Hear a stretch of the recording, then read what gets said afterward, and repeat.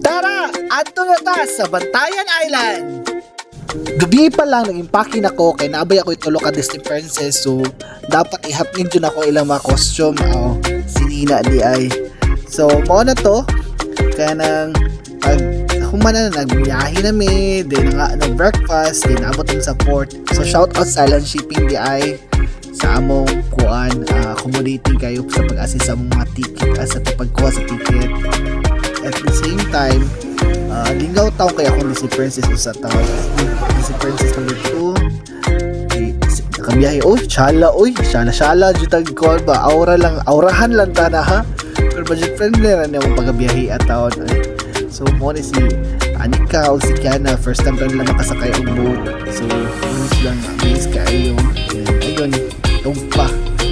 So dali kayong biyahe. So 1.5 time most likely ang padong Santa Fe.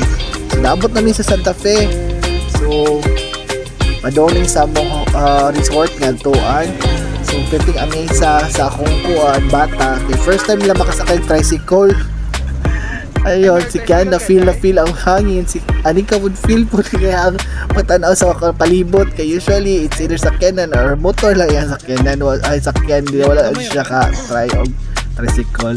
So naabot na sa Mayat. So nice, just clean, and then ang ambience po sa mga oras sa mga personal dito okay kayo at siya ka ng approachable. So mo to, naligo na yun siya o kuwan, dali-dali baka magkahan ng kao, nagpainis na yun siya. Kami po wise pag-go, kuwan, hapit naman may gabi naabot.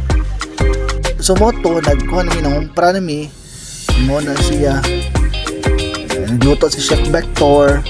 Pagkahuman mo, nang rest namin. So dire naman chill din sa kilid. So naki-concert naman sa kilid din sa sa La Playa. Shout out dahil silang banda rin dito. So ayun, tabla, puro hard para iwas upo. So pagbuntag, hubas, low tide, pero ang magiligaw among duha ka Disney Princess. Apple po si Queen Disney Princess di ay Queen.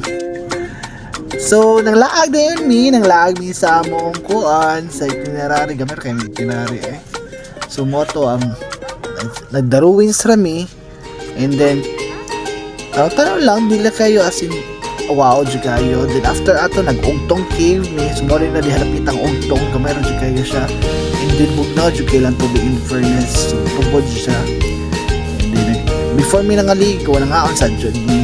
So moto, and kanang nagkuha nami na tawag ani, nanuroy na sad mi og kanang mangrove na to siya. Sa katong kampagi, my god, kataas ni kanan pagabaan hangakapin nangatuming og tong totok peting inita di ba shala kayo.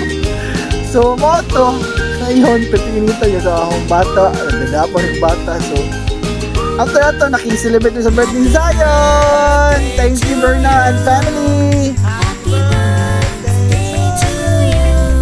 Happy birthday, happy birthday, happy birthday to you.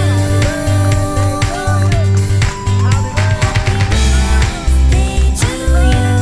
Happy birthday to you. Happy birthday. Yay! Again, happy birthday Zion! So, pagkaugma na, back to Cebu, back to reality! And here's are the pictures among trip lang.